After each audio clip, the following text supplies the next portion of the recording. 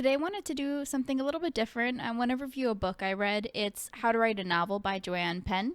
So this book, I'm not sponsored. I just thought it could be useful for other people like me. As I go through the review, it's important to keep in mind that this is the first book that I read about writing a book. I have taken some online courses and I've watched thousands on thousands of YouTube videos on writing. But as far as books, this is the first one. The book does go into a lot of detail, starting with your why and ending all the way at the editing phase and how you know when your book's completed. I'm going to go through all of the main topics, and then for some of them, I'm just going to point out some things that were important for me or that stood out to me. The book opens up discussing principles. So for instance, why you're writing a book and what stopped you from doing it before. Then she covers ideas, research, plotting, and discovery writing. In these sections, you get a better idea of how to cultivate your ideas, how to find them, how to capture them, and how to follow through on them. There's a quote from this section that really stood out to me that I wanted to share with you. It's on page 30 if you have the physical copy. We learn to repress our curiosity as we grow up.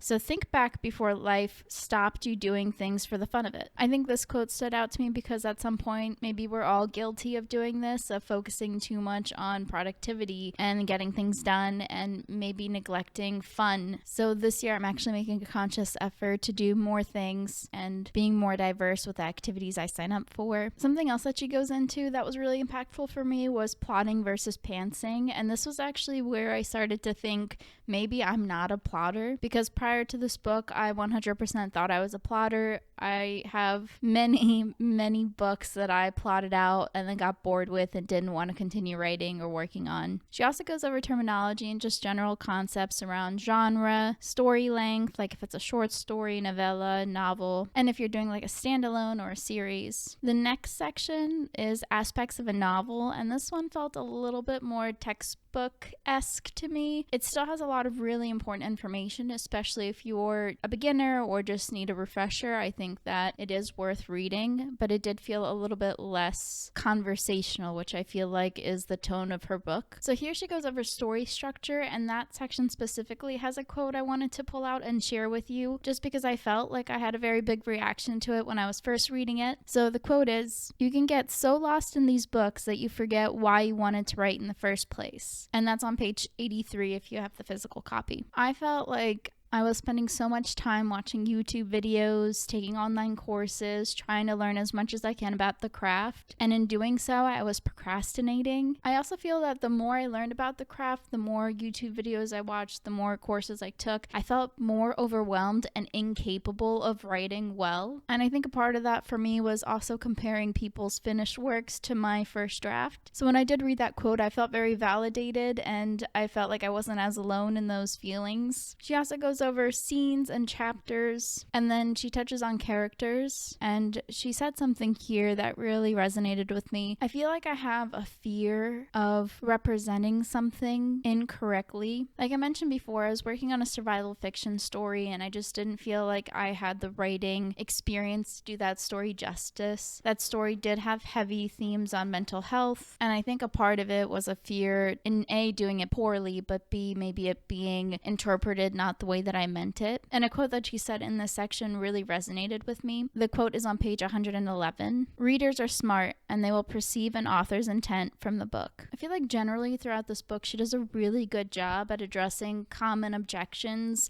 or fears that people might have and validating them. There are a lot more little moments of that in this book that I'm not going to highlight. Those three were just the main ones that stood out to me. Outside of that, she also goes over point of view, dialogue, plot, conflicts, endings and openings, setting and world building, author voice, theme, and your book or story title. About 2/3 of the way into the book is when we start addressing the first draft. And here she breaks it down into a few different sections. So she talks about the attitude towards your first draft, how to write your first draft, using dictation for your draft if you choose to do that, writing speed and style, dealing with writer's block, writing tools and software, and overall understanding when your first draft is finished. The last section of the book is about editing. This is the one that I actually found most useful in my current stage in my writing journey. I have already finished the first draft and I'm a little more than halfway through another first draft while I let the first book sit before I go back to edit it. So the section does have an overview of the writing process. Then it talks about self-editing, how to find an editor or readers, and then it goes into the different types of readers you can have, like beta readers, sensitivity readers, etc. It also touches on editing tools and software, which are a little bit different than the writing tools and software she addresses in the previous section. And then the section that I actually found the most impactful out of this whole entire book is one of the last sections, and it's the lessons that she learned after she edited her first novel that she published after more than a decade. And that's because she used actual examples from her work and then told the reader how she fixed them or how she did it differently this time around and why. So to take an example from her book on page 251,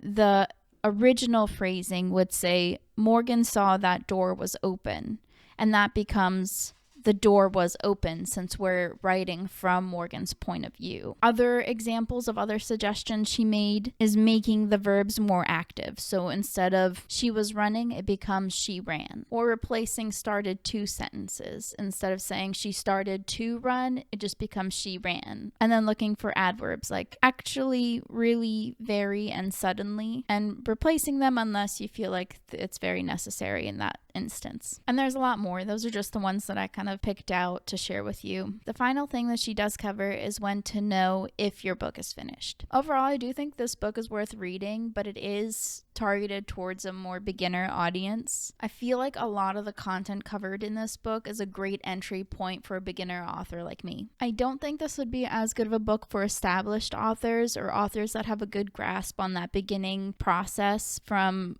generating your ideas through the first draft. I think that's mainly where this book shines outside of those editing tips that I highlighted. I do already see a positive impact from this book on my writing, especially my drafting process, and I'm sure once I get to editing in my editing process. But in my drafting process, I notice that I use a lot less filler words and that my sentences are more straightforward. To summarize, if you should read How to Write a Novel, if you're a beginner, absolutely, yes. I think you should read it. If you've written a few books and you feel like you have a strong grasp on the beginning stages of writing from idea to first draft, then maybe not as worth it. But if you're somewhere in the middle where you're still getting the hang of drafting, editing, then I think it might be worth it to check it out. I do feel like this book has a lot of good things listed in it, and I do plan to go back into it every so often. I actually tabbed it so that way it's easy to get to the pages that I found the most useful. But otherwise, I'd love to hear from you. Have you read this book? Do you feel like it was helpful for you? Do you maybe have any other book recommendations that I could read and maybe do another review if this is something you're interested in seeing? Let me know in the comments below, and otherwise, I hope you have a wonderful rest of your day.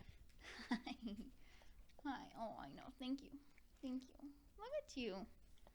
I know. You're a good girl. Okay, bye-bye.